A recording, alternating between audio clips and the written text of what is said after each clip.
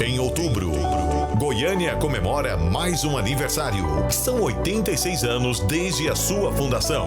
Anos de muitas histórias e vitórias. Goiânia, cidade querida e hospitaleira, de povo honesto e trabalhador, terra campineira, de geografia morena e capital verde do Brasil.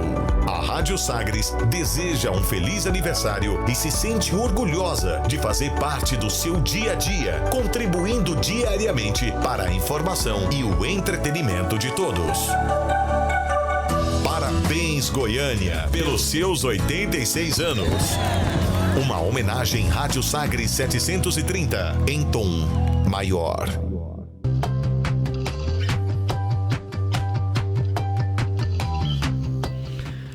Olá, eu sou o Kleber Ferreira, âncora do telejornal Sinal Aberto da TV Sagres, e a partir de agora você confere um episódio do podcast Goiânia em Tom Maior, uma cobertura especial em comemoração aos 86 anos de Goiânia, do Sistema Sagres de Comunicação, através da TV Sagres, da Rádio Sagres 730 e do Sagres Online.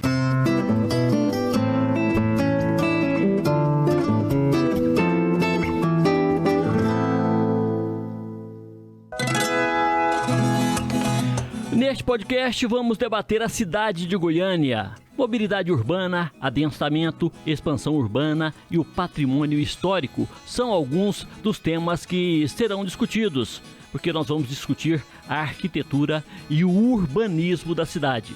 Comigo aqui para tratar desse assunto, Regina Faria Brito, conselheira do CAU Goiás, seccional de Goiás, desde 2015. Arquiteta e urbanista, graduada pela PUC de Goiás, especialista em planejamento urbano e mestre em planejamento territorial pela Universidade Federal de Goiás. Obrigado por ter vindo. Eu que agradeço a oportunidade de estar representando o Conselho de Arquitetura e Urbanismo, Seção Goiás, aqui neste espaço para falar sobre Goiânia, refletir a sua realidade. Também está conosco Janaína de Holanda Camilo, ela é conselheira do CAU Goiás. Janaína, obrigado por ter vindo.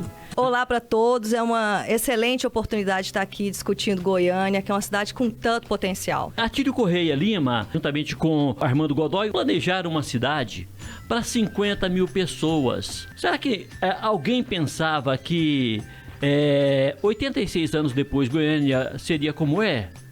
Jamais poderia se imaginar esse surto de crescimento que Goiânia teve. Mas também nós não imaginávamos que nós teríamos Brasília aqui ao lado, né? Essa onda migratória que a Brasília trouxe influenciou Goiânia também. Então não tinha como prever que a cidade ia crescer tanto. Pois é, Regina. E aí, naturalmente, esse crescimento, Regina, trouxe uma série de consequências, né?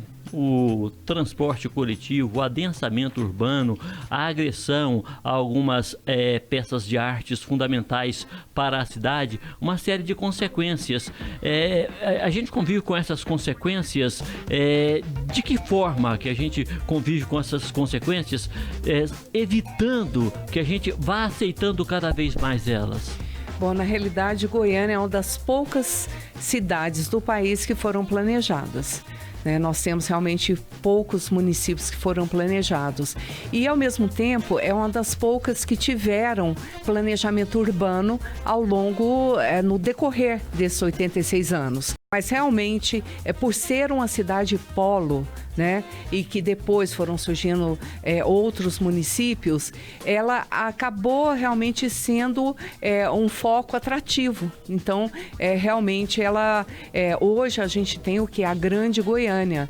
Então, não se fala mais em Goiânia apenas, porque ela realmente existem os municípios que acabam conurbados e que acabam sendo Goiânia também. Aí não tem como mais separar. De 2 milhões de habitantes. Com certeza. E isso, de certa forma, a gente vê que é um desafio.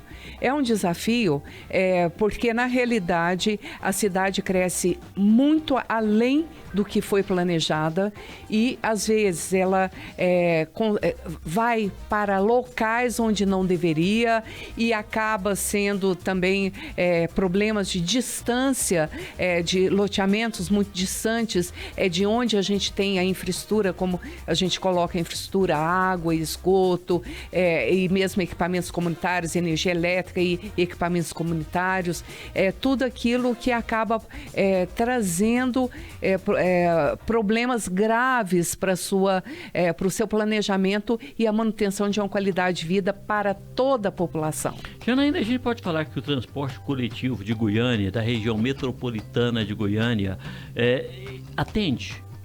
Definitivamente não, né? E hoje em dia, para a gente discutir uma cidade moderna que ofereça qualidade de vida, claro que o transporte coletivo deveria ser de fato uma prioridade. Nós temos que superar o discurso e passarmos a fazer investimentos sérios, significativos nesse transporte coletivo. E da maneira que a Regina pontuou, a Goiânia como cidade polo, como núcleo de uma região metropolitana, acaba assumindo um papel de responsabilidade ainda maior para com as suas congêneres cidades que estão no seu limite, no seu perímetro, né? E nesse sentido, é o transporte público de massa que vai dar sustentabilidade, inclusive para o desenvolvimento econômico de Goiânia e dessas outras cidades. Porque imagina você dispor de 3, 4 horas do seu dia simplesmente para ir e vir. E simplesmente ir, trabalhar e voltar, né?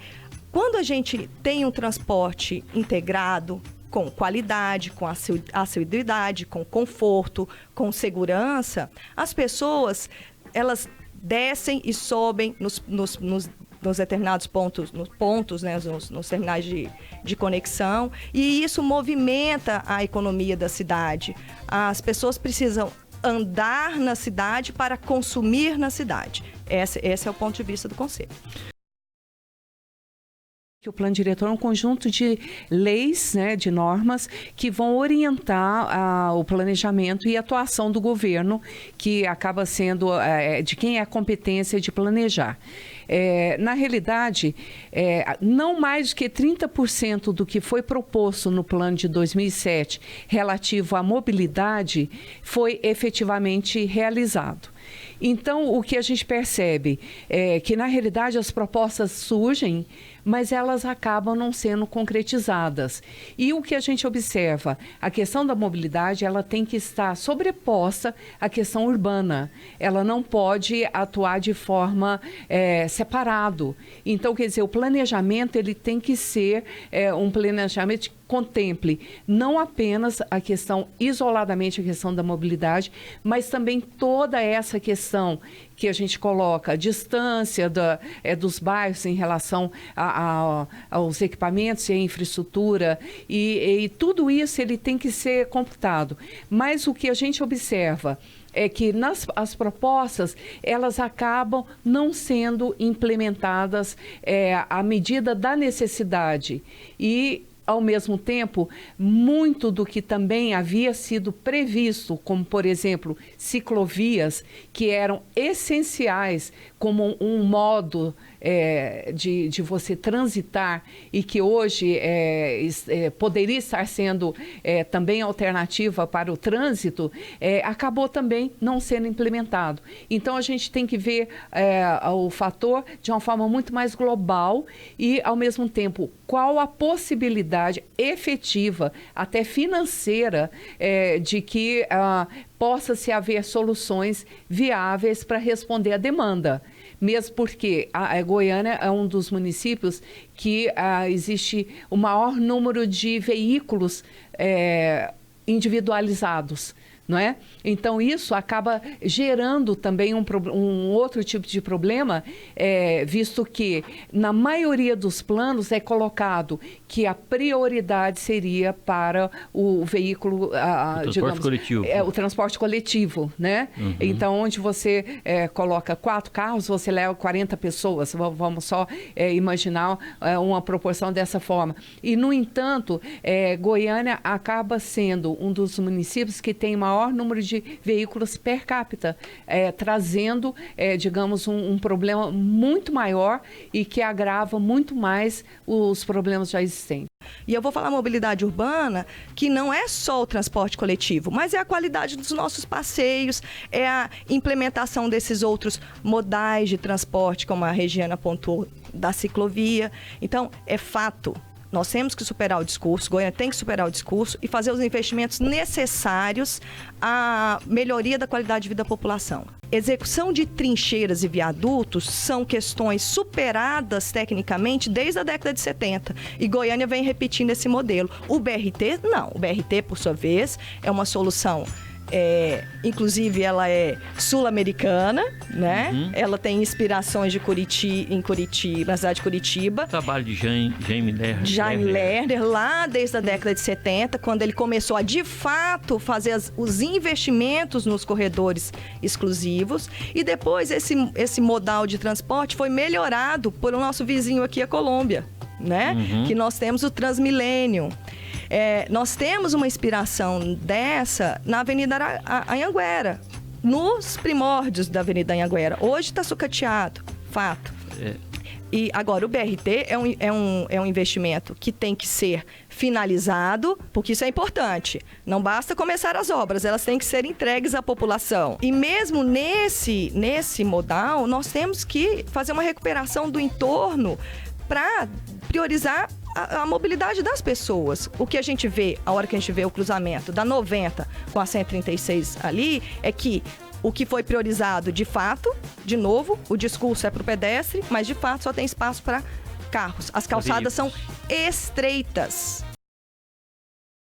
A coordenadora técnica do Instituto do Patrimônio Histórico e Artístico Nacional do Estado de Goiás, o IPHAN, Beatriz Otto de Santana, ela garante que até o momento a passagem da obra do BRT ali pela Avenida Goiás, pelo centro histórico da cidade, não vai ter nenhum impacto sobre o patrimônio histórico tombado. Regina. Quando se fala de paisagem, não é só os prédios, né? Então, quer dizer, a gente tem um eixo Goiás que sempre foi muito caracterizado. Aliás, a grande maioria dos nossos eixos viários foram sempre caracterizados por arborizações, né, marcantes.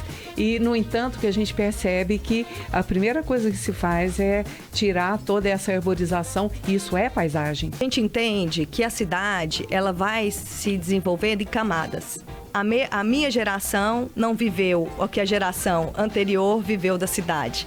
Mas é importante que algumas coisas que sejam icônicas perpetuem-se, para que a gente tenha essa história, eu vou falar, de novo, a memória coletiva gravada, né? Que a gente consiga levar de pai para filho um pouco da história de Goiânia. Não basta preservar a estação ferroviária, o relógio e o coreto. Elas não podem estar isoladas, elas fazem parte de um circuito. Entretanto, não dá para falar que isso vai passar incólume, né?